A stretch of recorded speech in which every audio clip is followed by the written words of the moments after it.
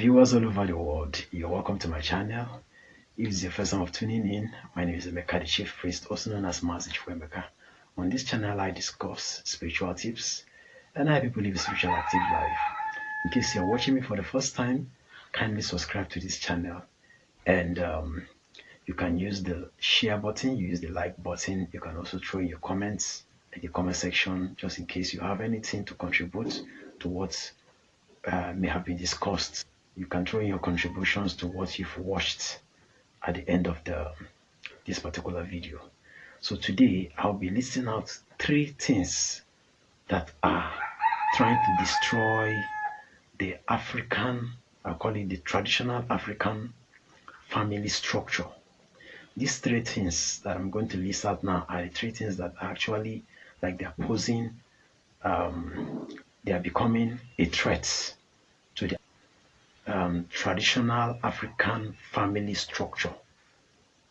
Because in the African traditional family structure, the man is known as the head of the family, while the woman is known as the neck, which is like a helpmate of the man of the family, of the man of the house. Okay, so these 3 things I'm going to list out now are: number 1, we have feminism. Number 2, we have hypergamy. Number 3, we have narcissism. And I'm going to define what these 3 things mean. The first one is feminism. If you look at the meaning of feminism, feminism means belief in the political, social, and economic equality of the sexes. That's what feminism means. Let me bring it to a layman's term. It means that a woman and a man are struggling for the same position. Yes, that's what it means in the layman's term. That a woman is being raised to compete with a man favorably. So many people will not agree with this definition, but that's what it means. That a woman is raised to meet up to the standard of how to make money like a man. So you have that feminism posing as a threat to that structure, in the sense that if a woman has made so much money, she doesn't find marriage as something to get involved in. So she sees that there's nothing about marriage again. And this thing has been creating what we call single motherhood, whereby a woman feels like she's adequately enough to raise a child by herself, probably with just a little help from family members or relatives and all that. But this is not how it was supposed to be done in the African setting. The African setting is supposed to be a man paying a woman's dowry and the woman being the man's helpmate. And 2 of them have their roles they are playing. None is actually superior.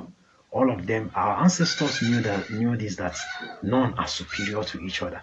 A man may have that physical superiority look, but a man knows that he's still subject to the woman at home, which he knows that the woman is also superior in terms of emotional management and all that.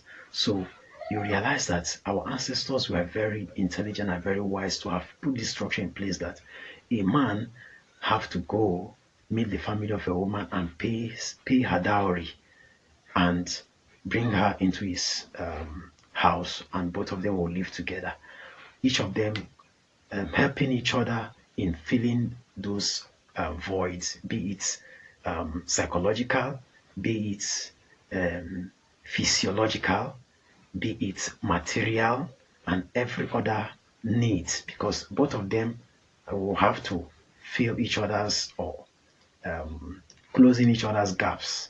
So that is how our ancestors did it, and it was working until these people came and they destroyed those fabrics, making it now that a woman feels like the reason why she's being married is because the man is taking her in as his slave, whereby he will command her, demean her, deprives her of her rights, makes her become a servant, And at the end of the day, the woman feels like if this is what I'm seeing in marriage, I will never advise my daughter to go this route.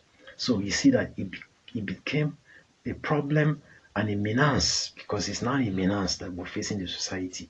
That is why I don't encourage single motherhood, because it takes two to bring up to create a child. It takes two to raise a child. And we discover that each time a child is being raised by both parents, the child knows about his or her rights and knows where it starts and knows where it stops. Now back to the issue of hypergamy. Hypergamy is marrying someone of higher status or someone with higher social standing or higher qualification.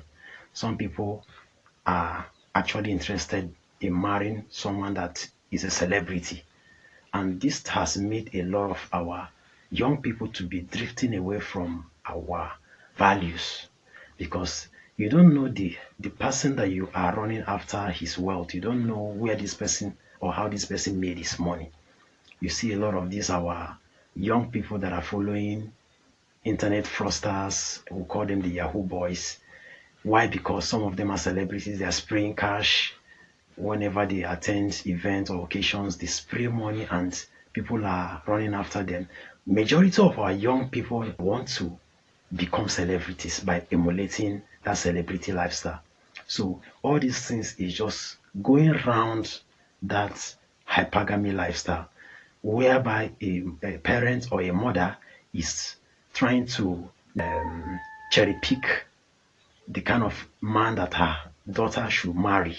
She's telling her daughter that the person should come, the person that wants to marry you, and when the person comes in, they scan the suitor. If they realize that the suitor is not having a strong social standing or a celebrity status, they will say that this person is a pauper, that it will make their daughters to suffer. They will push that young man away and tell the daughter to keep searching.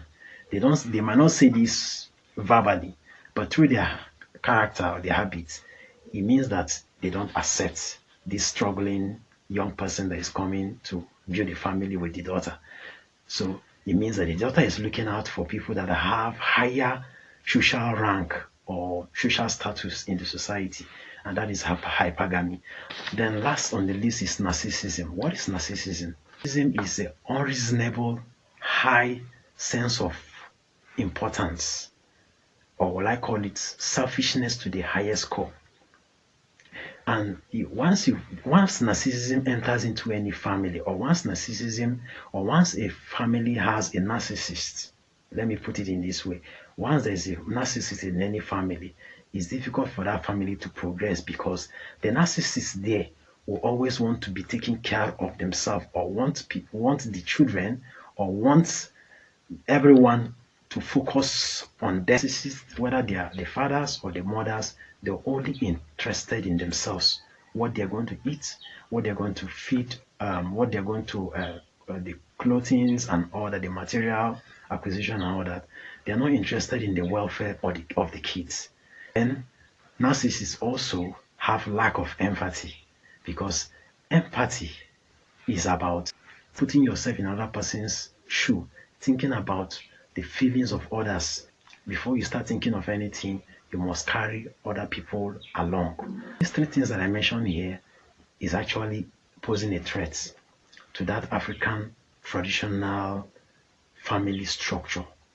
So the only way to go about this is by us returning back to the drawing board, returning back to the basics, knowing how our ancestors did it. Today, we are supposed to restore those values. We're supposed to rebuild. We're supposed to create new patterns that work. Because this particular trend now that I'm seeing is not working. And I'm yet to see a single mother that is happy. In fact, I'm yet to see a single mother raise sane kids. Because majority of the kids that they raise are also battling with psychological issues. Because somebody needs to correct someone, somebody needs to scold someone, the person is wrong, somebody needs to be there. Seeing the image there has its significance. So in summary of this particular lecture, we are focused on how to rebuild Africa. We want Africa to be placed on the pedestal of development.